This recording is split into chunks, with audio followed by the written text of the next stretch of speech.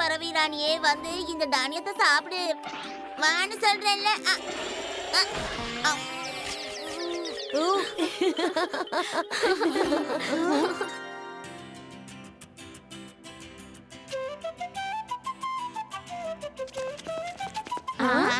நீங்க என்ன பண்ணிட்டு இருக்கீங்க? சொல்றேன். இத மரத்துல ஏறி யார் கட்ட போறீங்க அத முதல்ல சொல்லுங்க. வேற யாரு? பாபுதான்.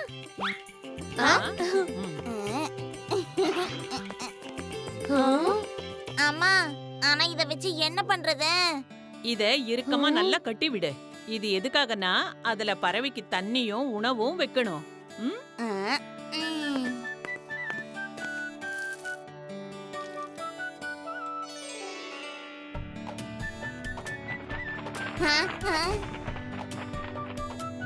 இந்த பறவைங்கெல்லாம் இனிமே தண்ணிக்காகவும் உணவுக்காகவும் திண்டாட வேண்டியதே இல்ல. இந்த பறவைங்க எல்லாம் எவ்வளவு லக்கி இல்லையாமா?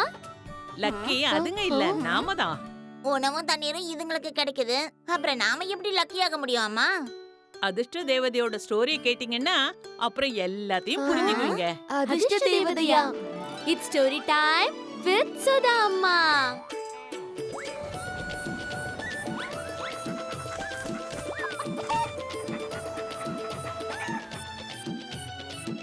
தி காடஸ் ஆஃப் லக்.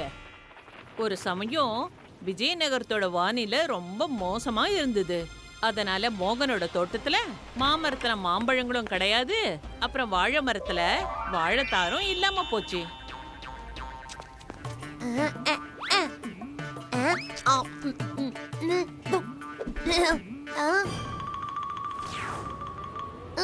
எங்க போச்சு? அப்பா, எனக்கு வாழைப்பழம் வேணும், மாம்பழமும் வேணும். பழ வியாபாரத்தை தவிர வருமானத்துக்கு மோகன் கிட்ட வேற எந்த வழியும் கிடையாது. அவர் கூலி வேலை செய்யறதுக்கு முடிவும் பண்ணிட்டாரு. எரிபொருள் இல்லாம வண்டி ஓடாதே. அப்புறம் பசி பட்னியோட மோகன் எவ்வளவுதான் ஓடுவான்?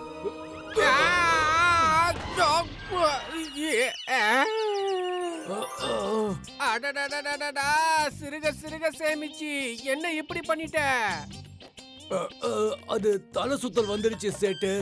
அட, உன்னோட தலை சுத்தல்ல என்னோட சக்கரம் மொத்தமா போயிடுச்சே. இங்க இருந்து போயிடு, சிறுக சிறுக சேமிச்சு. சேட்டு, அப்ப என்னோட கூலி?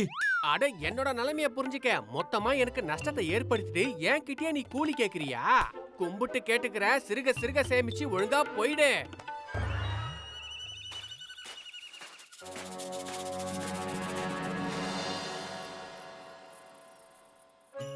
தன்னோட விதியை நொந்துகிட்டு மோகன் வெறும் வயித்தோடையே தூங்கிட்டான். அப்போ அவன் ஒரு கனவு கண்டான்.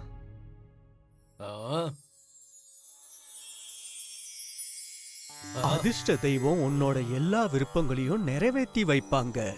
நீ அந்த மலையை தாண்டி அந்த கருப்பு பாறைகிட்ட போய் அவங்கள நோக்கி தவம் பண்ணு, உனக்கு நல்லதே நடக்கும். உத்தரவையா? ததாஸ்து.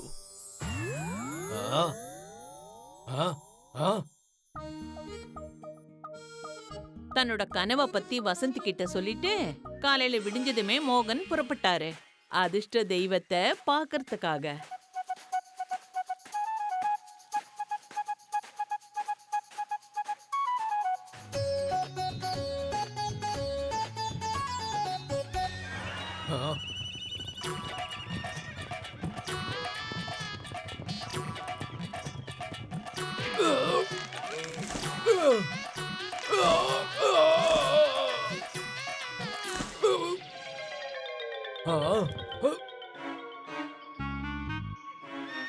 விதி மோகன் கிட்ட இருந்து நிறைய விஷயங்களை பறிச்சுது. இப்ப அவனுடைய கடலையும் பறிக்கணுமா? இதுல மோகனுக்கு கொஞ்சம் கூட விருப்பம் இல்ல.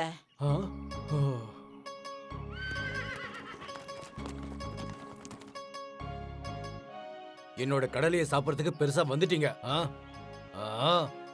ஓ, அப்ப உங்களுக்கும் பசிக்குதா? இந்தாங்க, இந்த கடலையை சாப்பிடுங்க. பசிக்குதுதான், ஆனா இந்த கைப்புடி கடலைய வச்சுக்கிட்டு நாங்க என்ன பண்றது? ஓடுற குதிரைகளை என்னமோ மோகன் நிறைய பாத்திருக்காரு. பேசுறத முதல் தடவையா பாக்குறாரு. அப்படியே பேச்சுவாக்குல குதிரைங்களுக்கும் தெரிஞ்சது, அதாவது மோகன் அதிர்ஷ்ட தெய்வத்தை பார்க்க போறாருன்னு. அப்போ ஒரு குதிரை சொல்லிச்சு, எப்பா அவங்க கிட்ட சொல்லி எங்க மைதானத்தையும் கொஞ்சம் பசுமையா மாத்த சொல்லு. மோகனை விட அந்த குதிரைங்களுக்கு ரொம்ப அவசரம், அதாவது அதிர்ஷ்ட தெய்வத்தை பார்க்கணும்னு.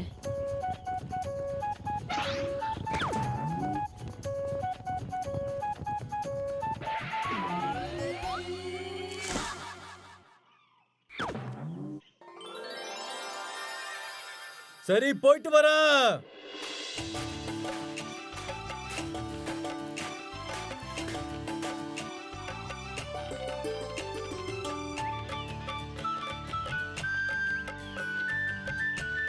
ஐ, பழங்கள்.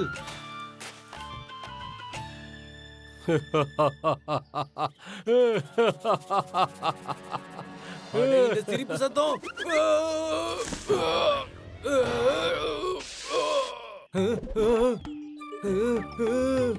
அட பயப்படாத தம்பி, என்னால பழங்கள் கொடுக்க முடியலன்னா என்ன, என்னால நிழல கொடுக்க முடியும்ல. உன்னால பேச முடியுமா? ஆ, என்கிட்ட பழங்கள் இல்லாத காரணத்தினால நான் சொல்றதெல்லாம் யார் கேட்பாங்க? விலங்குகளும் பறவைகள் கூட என்கிட்ட விளையாட வர மாட்டேங்குது. நீ பாக்குறல்ல, பழங்களோட இருக்கிற என்னுடைய நண்பர்கள் எப்படி என்ன பார்த்து சிரிக்கிறாங்கன்னு.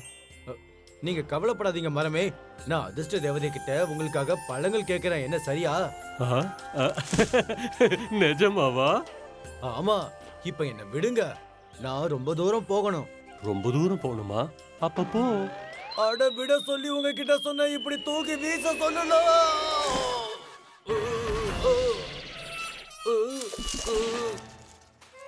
மோகன் தன்னோட இலக்க நெருங்கிட்டாரு. ஆனா அப்பதான் அவருக்கு தாகம் ஏற்பட்டுச்சு. அப்புறம் அவர் பார்த்தாரு,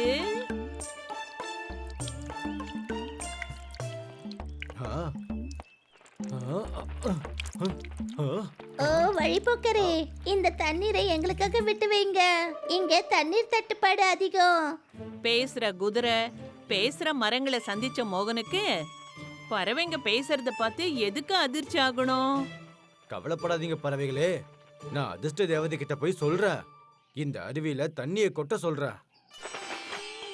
பறவைங்களுக்கு ஆதரவு சொல்லிட்டு அதுங்களுக்கு தண்ணீரை கொடுத்துட்டு மோகன் தன்னோட இலக்க போய் அடைஞ்சாரு. அப்புறம் அதிர்ஷ்ட தேவதை நினைச்சு தியானம் பண்ண ஆரம்பிச்சிட்டாரு.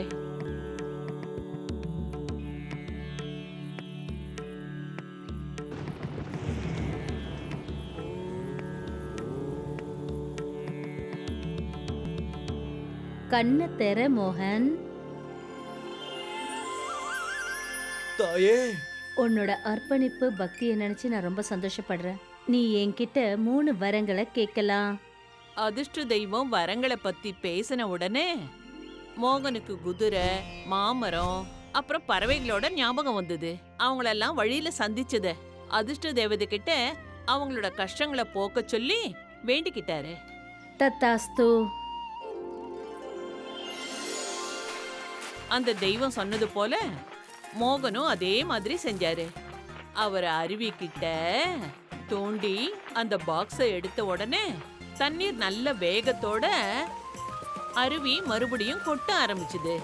நன்றி நண்பா. நான் வரேன். இப்ப மோகன் மாமரத்துக்கிட்ட வந்தாரு. அவர் அந்த மரத்தோட வேர்ல இருந்து மாட்டிக்கிட்டு இருந்த பாக்ஸ எடுத்ததும் மரங்கள்ல பழங்கள் காய்ச்சுது.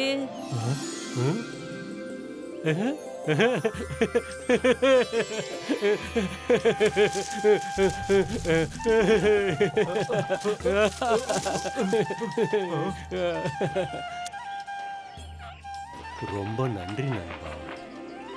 அதிர்ஷ்ட தெய்வம் என்ன சொன்னாங்கன்னா, இப்படி தூய்மையான இதயம் உடைய ஒரு மனுஷன் மைதானத்துல இருக்கிற ஒரு பெரிய கல்லை அகற்றினான்னா அந்த மைதானம் மறுபடியும் பசுமையா மாறிடும்.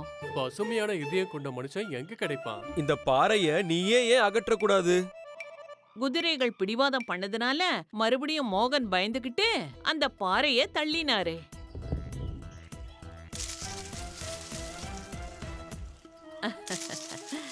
அவர் தனக்காக யோசிக்காம அடுத்தவங்களுக்காக நினைக்கிறவரு. அவனை விட சுத்தமான இதயம் கொண்டவங்க வேற யாரா இருக்க முடியும்? அது நம்ம மோகன் தான். ரொம்ப நன்றி நண்பா.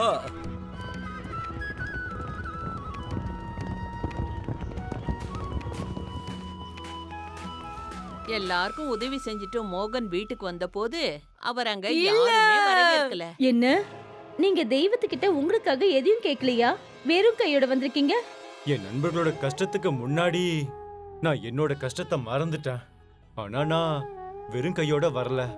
இங்க பாரு, அந்த தெய்வம் என்ன சொன்னுச்சுன்னா, அந்த பாக்ஸ உன் மனைவி முன்னாடி தான் திறக்கணும். மோகன் மத்தவங்களுக்கு உதவி செஞ்சாரு. அதிர்ஷ்டம் அவருக்கு துணையா நின்னுச்சு. அவருடைய ஏழ்மை மொத்தமும் விலகி போயிடுச்சு.